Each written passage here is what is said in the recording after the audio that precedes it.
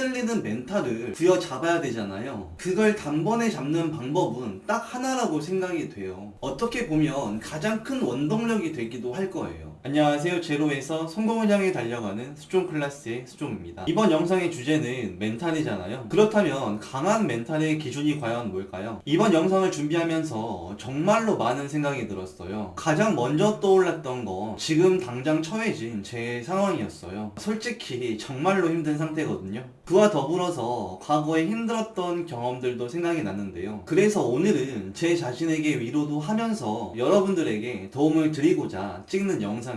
혹시 여러분들은 멘탈 관리를 어떻게 하시나요? 저 같은 경우에는 진짜 단순하게 하는 편인데요. 단 한마디로 관리하고 있어요. 그게 뭐냐면요. 할 수 있다. 진짜 이것만 생각하고 있고 앞으로도 그럴 예정인데요. 솔직히 언제부터 이랬는지는 잘 모르겠어요. 아마도 이전에 많은 경험으로 인해서 자연스럽게 체득이 됐을 거예요. 그런데 이게 엄청난 효과가 있다면 믿으시겠어요? 제가 작년에 스스로 실패를 자처했을 때 어떤 생각을 하면서 결정했는지 아세요? 스스로 실패를 자처하는 사람은 없다. 그런데 나는 이걸 충분히 극복할 수 있다. 문득 이런 생각이 들었어요. 그래서 바로 행동으로 옮겼던 거였어요. 스스로가 망하는 길을 선택하는 경우는 진짜 드물잖아요. 저는 이걸 실행함으로써 말 그대로 또라이 소리를 듣게 됐어요. 온라인과 더불어서 현실에서도요. 하지만 저는 지금도 이걸 극복하고 있고 앞으로도 해결해야 될 문제인데요. 만약에 여러분들이 힘든 상태에 처해졌다고 생각해 보시겠어요? 그런 상황이라면 흔들리는 멘탈을 부여잡아야 되잖아요. 그걸 단번에 잡는 방법은 딱 하나라고 생각이 돼요. 어떻게 보면 가장 큰 원동력이 되기도 할 거예요. 나는 할 수 있다. 이렇게 스스로에게 외치는 거예요.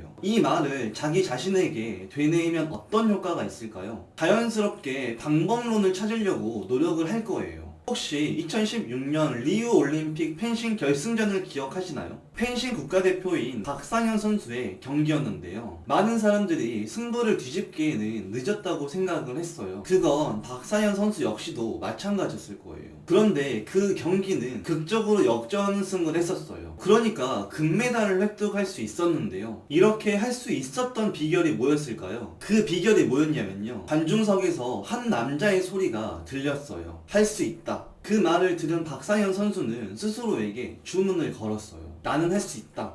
나는 할 수 있다. 나는 할 수 있다. 긍정적으로 스스로가 할 수 있다고 생각하고 이 경기를 어떻게 하면 이길 수 있을까? 이런 물음표를 가지고 최선을 다해서 경기에 임했었는데요. 그 결과 금메달을 손에 쥘 수 있었어요. 그런데 만약에 박상현 선수가 할 수 없다고 생각했다면 어떤 결과가 만들어졌을까요? 이미 경기의 판세는 기울어졌기 때문에 역전의 가능성이 낮다고 스스로가 판단을 했을 거예요. 그리고 이 생각을 함과 동시에 경기에 임하는 자세 역시 이전보다는 적극적이지 않았을 거예요. 물론 이건 제 주관적인 생각이에요. 그러니까 할 수 있다고 생각하면 방법론을 찾게 될 거예요. 하지만 할 수 없다고 생각하게 되면 포기로 인해서 생각이 정지가 돼요. 전자와 후자의 차이가 확실하게 느껴지시나요? 저 같은 경우에도 2015년에 인천에서 세 번째 밑바닥을 찍었을 때 처음에는 이겨낼 수 있다 이런 생각을 했었어요. 그러면서 1년 동안 힘겹게 버텼었는데요.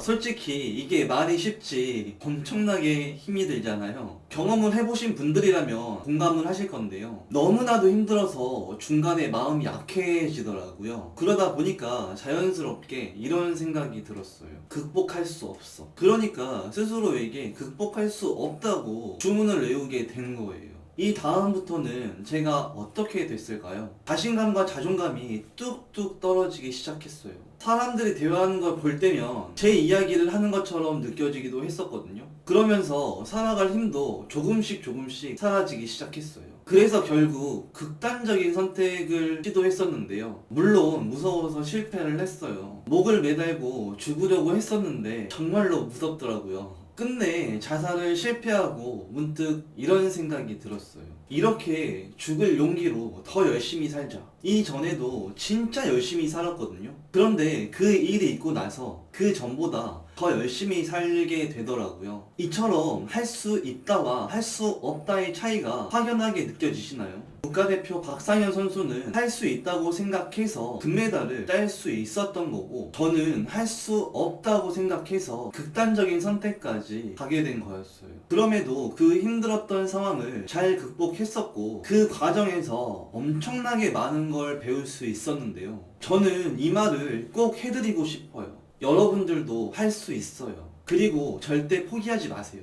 제발 할 수 없다고 생각하지 않았으면 좋겠어요. 스스로가 안 된다고 단정 짓는 순간 해내기가 무척이나 어려울 거예요. 저는 주변에서 이런 말을 해주는 사람이 단 한 명도 없는데요. 그래서 제 자신에게 항상 되뇌이고 있어요. 할 수 있다. 지금까지 스존 클래스였습니다. 감사합니다.